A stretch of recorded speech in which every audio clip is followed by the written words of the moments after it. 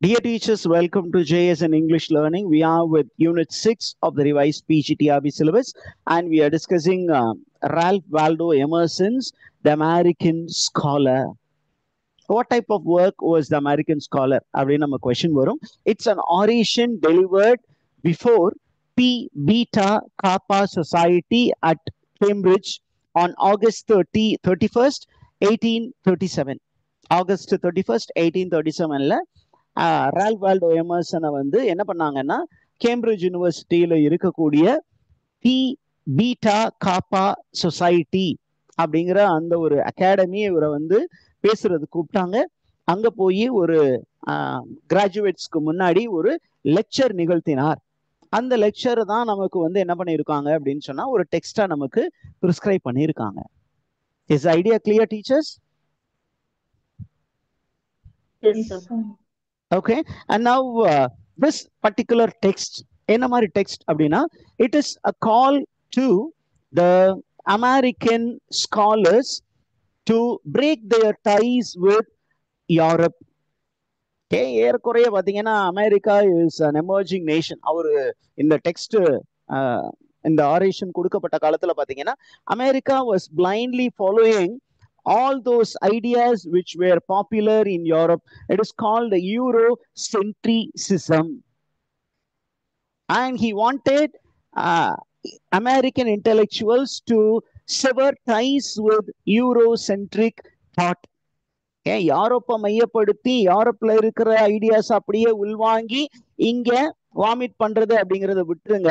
You start being original thinkers by yourself அப்படின்னு இந்த டெக்ஸ்ட்ல சொல்ல போறாரு. He is telling us clearly how an American scholar should be. He should not be a slave to European ideology.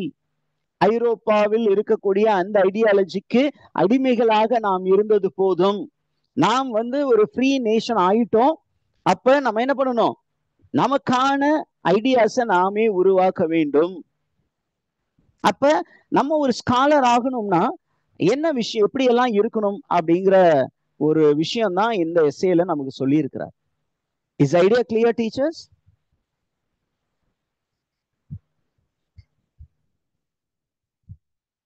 Right, first இது ஒரு லெக்சரா அவர் கொடுத்தாரு. எந்த வருடம்? 1837. பிற்பாடு இது வந்து ஒரு பேம்ப்ளெட்டாகவும் பப்ளிஷ் பண்ணப்பட்டது, துண்டு பிரசுரமாக பப்ளிஷ் பண்ணப்பட்டது in the year 1847, and then it was included in Emerson's essay collection titled Addresses and Lectures. அப்படிங்கிற அந்த கலெக்ஷன்லையும் இதை இன்க்ளூட் பண்ணாங்க. சரி, யார் இந்த ரால்ஃப் வால்டோ எமர்சன் அப்படின்னு நமக்கு கொஞ்சம் பார்க்கணும் இல்லையா? ரால்ஃப் வால்டோ எமர்சன் யாரு அப்படின்னா, he is an American essayist, lecturer, philosopher and a poet, a man who pioneered transcendental movement in America. Transcendental movement அதுல the forefather அப்படின்னு சொன்னீங்கன்னா அது ரால்ஃப் வால்டோ எமர்சன். நம்ம ஏற்கனவே டிரான்சென்டென்டலிசம் என்னன்னு சொல்லிட்டோம். It is a life one with nature, learning from nature and living like nature. Nature எப்படி இருக்கும் அப்படின்னா a life which is a harmonious living, a life without any discrimination. அந்த மாதிரி ஒரு வாழ்க்கை தான் டிரான்சென்டென்டலிஸ்டுடைய வாழ்க்கை. அந்த ஒரு ஐடியாலஜியை தன்னுடைய ரைட்டிங்ஸ்ல ப்ரொபகேட் பண்ணவர் தான் Ralph Waldo Emerson. He lived between 1803 to 1882. Is idea clear, teachers? இவர் எதற்கெல்லாம் முக்கியத்துவம் கொடுத்தார் அப்படின்னா, நம்பர் 1, he emphasized individuality, தனித்துவம் அப்படிங்கிறதுக்கு இம்பார்ட்டன்ஸ் கொடுத்தாரு. Number 2, he gave importance to self-reliance. Self-reliance அப்படின்னா அடுத்தவரை சார்ந்து வாழாமல் தன்னை சார்ந்து வாழ்வது, சுயமாக வாழ்வது, சுயத்தோடு வாழ்வது அப்படிங்கிறத வந்து ரொம்ப அழுத்தம் திருத்தமாக சொன்னார். அதற்கப்புறம் இவரை பொறுத்த மட்டிலும் nature and humanity is inherently good. ஒவ்வொரு மனிதனும் பேசிக்காவே ரொம்ப நல்லவன் சார். என்ன பண்ணுது? அவனை சூழ்நிலை அவனை எவ்வாறு மாற்றி விடுகிறது அப்படின்னு சொன்னார். அப்ப எல்லாமே நல்லது அப்படின்னா எல்லாமே கடவுளின் சாயலாக இருப்பது. அப்ப கடவுளுடைய சாயலை நம்ம வந்து தீண்டத்தகாததுன்னு சொல்லி ஒதுக்கி வைக்கிறது, கருப்பினத்தான்னு சொல்லி ஒதுக்கி வைக்கிறது தப்பு தானே? ஏன்? அவனுக்குள்ளாரையும் கடவுள் தானே இருக்காரு, அந்த கடவுளை தானே நீ வந்து ஒதுக்கி வைக்கிற. அப்படி வைக்க கூடாது அப்படின்னு சொல்லக்கூடிய ஒரு தத்துவம் தான் டிரான்சென்டென்டலிசம்.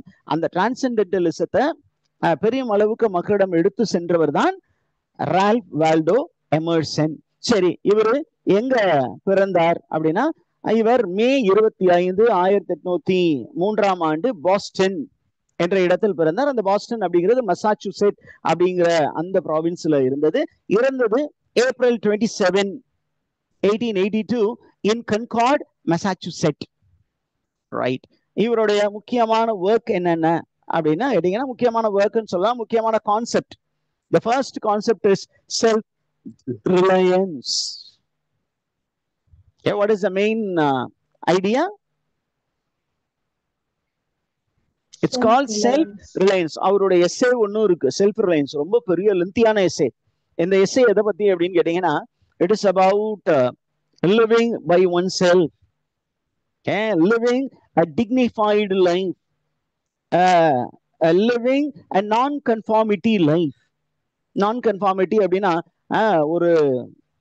ஒரு சர்வாதிகார ஆட்சி இருக்கு. அந்த சர்வாதிகார ஆட்சி என்ன சொல்லுது? நீ இப்படித்தான் வாழணும் அப்படின்னு சொன்னா, உனக்கு பிடிச்சா நீ அப்படி வாழு, இல்ல உனக்கு இப்படிதான் வாழணும்னு தோணுச்சுன்னா உன் உயிரே போனாலும் போடா அப்படின்னு சொல்லிட்டு போய்கிட்டே இரு. உன் மனசு என்ன சொல்லுதோ அதுபடி வாழ்றான். You are the law maker, don't lick the boot of the law maker அப்படின்னு சொன்னதுதான் செல்ஃப் ரிலையன்ஸ். அந்த கான்செப்ட் தான் நான் கன்ஃபார்மிட்டி. சொசைட்டி சொல்லுது, சொசைட்டிக்காக அந்த அவனுக்காக இவனுக்காகன்னு உன் வாழ்க்கைய வாழாத, உன் கெரியரை சூஸ் பண்ணாத, இங்க என்ன சொல்லுதோ அதுபடி போ அப்படின்னு சொன்னதுதான் நான் கன்ஃபார்மிட்டி. அப்புறம் இன்னொரு முக்கியமான கான்செப்ட் நம்ம ஏற்கனவே சொன்னதுதான், the concept of over soul. Over சோல்னா என்ன? there is a soul, the divine soul, we call it as பரமாத்மா. அந்த பரமாத்மாவுக்கும் கீழே இருக்கக்கூடிய ஜீவாத்மாவுக்கும் மற்ற ஆன்மாக்களுக்கும் தொடர்பு உண்டு. அந்த தொடர்பான நிலையில் அதை பற்றி ரொம்ப அதிகமா பேசினவர் Ralph Waldo Emerson, a man who was very deeply interested in the Vedas and Upanishads. அவருடைய ரைட்டிங்ஸ்ல, அவருடைய போயட்ரியில, அவருடைய எஸ்ஏஸ்ல எல்லா இடங்கள்லயுமே வந்து இந்த வேதா உபனிஷத்ஸ் உடைய இன்ஃப்ளூயன்ஸை நீங்க பார்க்கலாம். சரி, இவருடைய முக்கியமான ஒர்க்ஸ் என்ன அப்படின்னு கேட்டீங்கன்னா, the first and foremost work is Nature, which was published in 1836. This work is considered to be the foundation work for transcendentalism. ரொம்ப முக்கியமான ஒர்க். நேச்சர் ரைட்டிங்க்கு ரொம்ப ரொம்ப முக்கியமான ஒர்க். இன்னைக்கு ஈகோ கிரிட்டிசிசம்னு ஒரு பெரிய டிசிப்ளின் வந்திருக்கு. அதனுடைய துவக்கம் வந்து நேச்சர் ரைட்டிங். அந்த நேச்சர் ரைட்டிங்க்கு ரொம்ப முக்கியமான ஒர்க் வந்து நேச்சர் அப்படிங்கிற ஒர்க், நேச்சுரலிசத்தை பத்தி பேசக்கூடிய ஒர்க். அடுத்தது 1841 செல்ஃப் ரிலையன்ஸ் என்ற ஒரு எஸ்ஸே எழுதினார். அந்த எஸ்ஸே எதை பத்தி அப்படின்னா, it is an essay which advocated personal independence. Okay, உனக்கான ஒரு விடுதலையான ஒரு வாழ்க்கை, நீயாக உன்னுடைய வாழ்க்கையை தீர்மானி, யாருக்காகவும் உன்னோட வாழ்க்கையை விட்டு கொடுக்காதே அப்படின்னு சொல்லக்கூடிய ஒர்க். அடுத்தது த அமெரிக்கன் ஸ்காலர். ஓகே, அப்படிங்கிற இந்த ஒர்க். அதுக்கப்புறம் இவர் நிறைய எஸ்ஏஸ் எழுதியிருக்காரு. அது essays like circles, poets, experiences. இந்த ஒர்க் எல்லாம் ரால்ஃப் வால்டோ எமர்சன் எழுதினது. சரி, இப்போ let's get into the essay. Have does the essay begin அப்படின்னு கேட்டீங்கன்னா, ரால்ஃப் வால்டோ எமர்சன் என்ன பண்றாரு அப்படின்னா, he is addressing a huge number of scholars. அவங்க மட்டும் இல்ல, great academicians, even the president and other people are there. அப்போ அவங்க எல்லாரையும் உட்கார வச்சு இவரு ஒரு லெக்சர் கொடுக்க கூப்பிட்டுருக்காங்க. அப்ப இவர் என்ன பண்றாரு, he is reminding the people of the purpose of the gathering. எதுக்காக நம்ம கூடி வந்திருக்கிறோம் அப்படிங்கும்போது ரொம்ப தெளிவா சொல்றாரு, I greet you on the recommencement of our literary year. அவர் லிட்ரரி இயர் உடைய பிகினிங்ல நம்ம இருக்கிறோம். and this recommencement of the literary year marks what அப்படின்னா, it marks hope. But it also tells us very clearly that still we need to labor. இன்னும் நம்ம நிறைய hard work போட வேண்டியது இருக்கு. ஓரளவுக்கு நம்ம வளர்ந்து வந்துட்டோம். ஆனா இந்த வருடம் இந்த அக்கேஷன் என்ன நமக்கு குறித்து காட்டுகிறது அப்படின்னா, இன்னும் நம்ம வளரணும் அப்படிங்கிறது குறித்து காட்டுகிறது. இன்ஃபர்மேஷன் கிளியரா இருக்கா? இன்னைக்கு ஒரு கொண்டாட்டத்திற்காக வந்திருக்கிறோம். நம்முடைய அகாடமிக் லைஃப் பிகின் ஆகுது. அதே நேரத்துல ஒரு விஷயம் இருக்கு, நம்ம ஓரளவுக்கு வளர்ந்து வந்திருக்கோம், இன்னும் நிறைய வளர வேண்டியது இருக்கு அப்படின்னு சொல்லிட்டு நம்ம வந்திருக்கிறது ரொம்ப முக்கியமான வேலைக்கு. சும்மா ஏனோ தானோ ஜாலியா ஜமாய் பண்றதுக்காக நம்ம இங்க வரல அப்படிங்கறத அடுத்த ஒரு 3 லைன்ல சொல்றாரு. We do not meet for games of skill or strength. நம்ம இங்க எதுக்காக வரல? ஏதோ கேம்ஸ் விளையாடுறதுக்காக வரல. நம்முடைய உடல் வலுவை காட்டுவதற்காக, நம்முடைய திறனை காட்டுவதற்காக இங்க வரல. நம்ம ஏதோ ரெக்ரியேஷனுக்காக வரல. How? For the recreation of history, tragedy and words, like the ancient Greeks. Ancient Greeks என்ன பண்ணுவாங்க? வருஷத்துக்கு ஒரு முறை எல்லாரும் ஒன்றா கூடி வந்து என்ன பண்ணுவாங்க? They will ask the poets to enact the tragedies, comedies. அப்புறம் அதுக்கு பிரைஸ் கொடுப்பாங்க. அந்த மாதிரி ஜாலியா ஜமாய் பண்றதுக்கு நம்ம இங்க வரல. Are you there, teachers?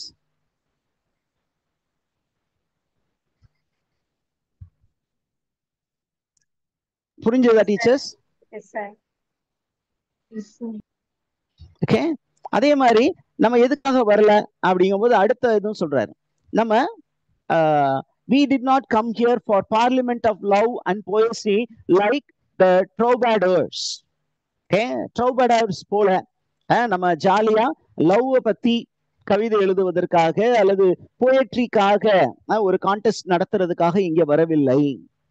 அதே மாதிரி இங்க பிரிட்டன்லயும் யூரோப்பியன் கேபிட்டல்ல என்ன பண்ணுவாங்க? they will have a conference for discussing the advancement of science. அந்த மாதிரி பண்றதுக்கும் நம்ம வரல. அப்ப நம்ம எதுக்கு இங்க வந்திருக்கோம் அப்படின்னா, we have a task to be accomplished. நமக்கென்று ஒரு முக்கியமான வேலை இருக்கிறது. என்ன வேலை? முக்கியமான வேலைங்கும் போது அப்படியே நீங்க ஒரு 4 லைன் ஜம்ப் பண்ணி வந்தீங்கன்னா அந்த வேலையை புரிஞ்சுக்கலாம். அழகா சொல்றாரு. We have come here to declare that our long apprenticeship to the learning of the other lands draw to a close. So far we were apprenticed to the foreign lands. நம்ம என்ன பண்ணிருக்கோம்? நம்ம apprentice-ஆ தான் இருந்தோம். We were only freshers learning from the foreign land. இந்த foreign land எதை சொல்றாரு? இங்கிலாந்து சொல்றாரு, யூரோப்பியன் கண்ட்ரிஸ் சொல்றாரு. ஏன் அப்படின்னா America was very emerging country. ரொம்ப காலமா அந்த பக்கத்துல இருக்க நாடுகள் நம்முடைய தாய் நாடான இங்கிலாந்துட்ட இருந்து கத்துக்கிட்டு இருந்தோம். இப்போது ஒரு சூழ்நிலை வந்து இருக்கிறது. நாம் என்ன பண்ணணும்? நம்மளுடைய அம்பிளிக்கல் கார்டை கட் பண்ணிட்டு நம்ம என்ன பண்ணணும்? இந்த உலகுல ஒரு சுதந்திர பறவையாக உலா வர வேண்டும். எவ்வளவு நாள் அம்மா மடியிலேயே கடந்து குழந்தையா இருக்க முடியும்? ஒரு நாளைக்கு அந்த குழந்தை என்ன பண்ண, அம்மா மடியை விட்டு வெளியில வந்து அது ஒரு இளைஞன் அல்லது ஒரு இளைஞி அப்படின்னு தன்னை ப்ரூவ் பண்ணி ஆகணும். அதுவும் ஒரு அம்மாவாகணும், ஒரு அப்பாவாகணும். அப்ப அந்த மாதிரி நாம் மாற வேண்டும் அப்படின்னு நினைத்தோம். we have to become intellectually independent. எப்படியா மாறணுமா? American scholars, Americans should become என்ன மாதிரி ஆகணும்? they should become, சொல்லுங்க பார்க்கலாம், டக்குன்னு சொல்லுங்க. what should they become? they should become intellectually independent.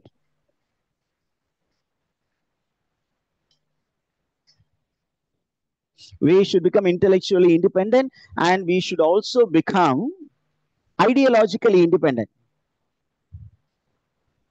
Ideologically independent. Culturally independent also. நமக்குன்னு ஒரு கல்ச்சர் வேணும், நமக்குன்னு ஐடியாலஜி வேணும், நமக்குன்னு ஐடியாலஜி இன்டெலெக்சுவல் கான்செப்ட்ஸ் வேணும். அந்த மாதிரி தனித்துவம் என்பது நமக்கு வேண்டும். அதுக்கு தான் நான் இங்க வந்திருக்கிறேன். அதை பத்தி பேசுறதுக்கு தான் இங்க வந்திருக்கிறேன். Okay, we need to become American scholar. Who is a scholar அப்படின்னு லாஸ்ட் செக்ஷன்ல சொல்லுவார். A scholar is a man of action, acts independently அப்படின்னு சொல்றாரு. அப்ப என்ன சொல்றாரு? ஒவ்வொரு வருடமும் நாம் இந்த மாதிரி ஒரு இடத்துல கேதர் பண்ணி யோசிக்கிறோம். எதை நோக்கி நாம பயணிக்கிறோம் அப்படின்னு கேட்டீங்கன்னா, we need to become a holistic human being. என்னவா நம்ம மாறணும்? we need to become a holistic human being. holistic human being மாறணும். holistic being மாறணும். okay, we should become a holistic being. சரி, the purpose of this essay என்ன அப்படிங்கிறது ரொம்ப தெளிவா சொல்றாரு. I have come here to tell you who is an American scholar, what is the character of the American scholar, what are the hopes of the American scholar. hope அப்படின்னா அவனுடைய எதிர்நோக்கு, long term goal என்ன அப்படின்னு சொல்ல போறேன் அப்படின்னு சொல்லும் பொழுது first என்ன பண்ண போறாருன்னா, ரொம்ப தெளிவா இந்த எஸ்ஸேல ஒரு விஷயத்த சொல்ல போறாரு. என்ன சொல்ல போறாரு அப்படிங்கும்போது அழகா சொல்ல போறாரு. we need to have a understanding that a scholar is a whole person. who is a scholar? A scholar is a holistic being. He is a whole being. A scholar is a whole being. He is not a part. ஏன்னா நமக்கு ஆனா அந்த ஒரு problem இருக்கு. என்ன அப்படின்னா, scholar அப்படின்னா அவன் ஸ்பெஷலைஸ்டு பர்சன். ஒரு ஏரியால ஸ்பெஷலைசேஷன் இருக்கணும் சார்.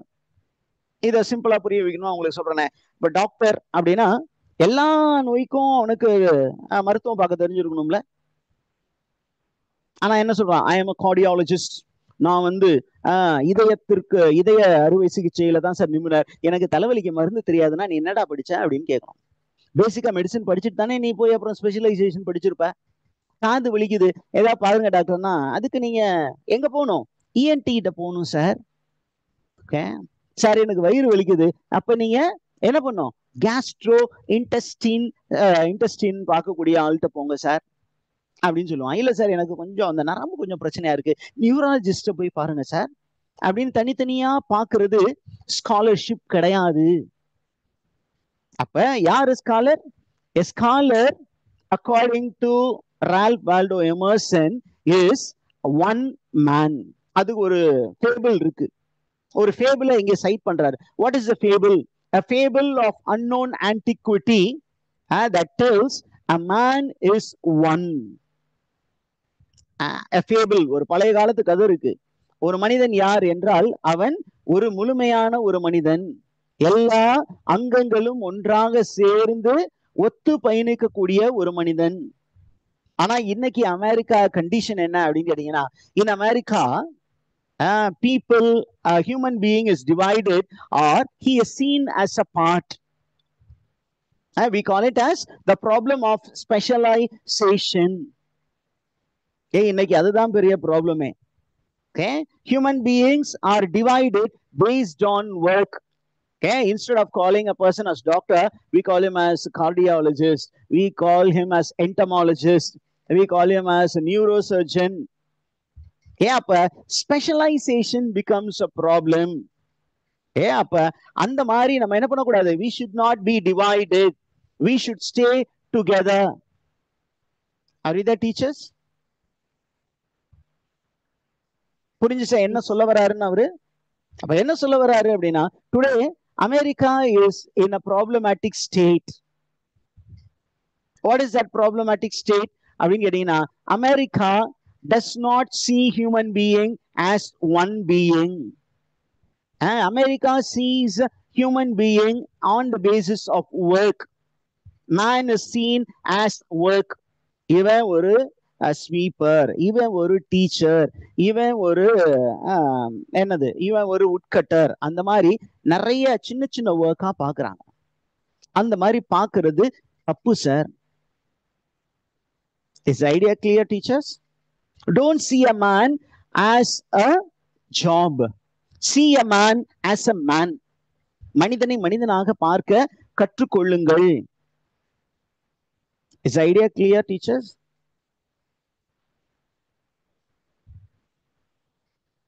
இங்க ரொம்ப அதிகமா கேட்கக்கூடிய ஒரு ஸ்டேட்மெண்ட் இருக்கு, அதை நான் ஹைலைட் பண்ணியிருக்கேன்.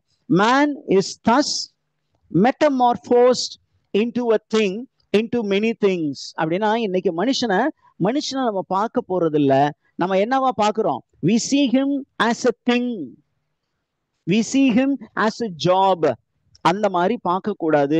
அப்ப என்ன மாதிரி எல்லாம் பாக்குறாங்கன்னு அவரே சொல்றாரு. The planter, we see a human being as a planter, we don't see him as a man. அந்த planter உடைய வேலை என்ன? He is sent into the field to gather food. We don't respect the man, we respect only his labor. அவன் செய்யக்கூடிய வேலையை மட்டும் பார்க்கிறோம், அவனை ஒரு மனிதனாக பார்ப்பது இல்லை. We see a man as a farmer, we don't respect the man, we will respect only the labor. We see a man as a tradesman, we see a man as a craftsman, we see a man as a priest. Okay, இந்த மாதிரி ஒரு problem இருக்கு sir. மனுஷனா முதல் பார்க்க பத்துவோம் sir. Let's see man as a dignified being, a holistic being பார்க்க கத்துக்குவோம். Is idea clear, teachers?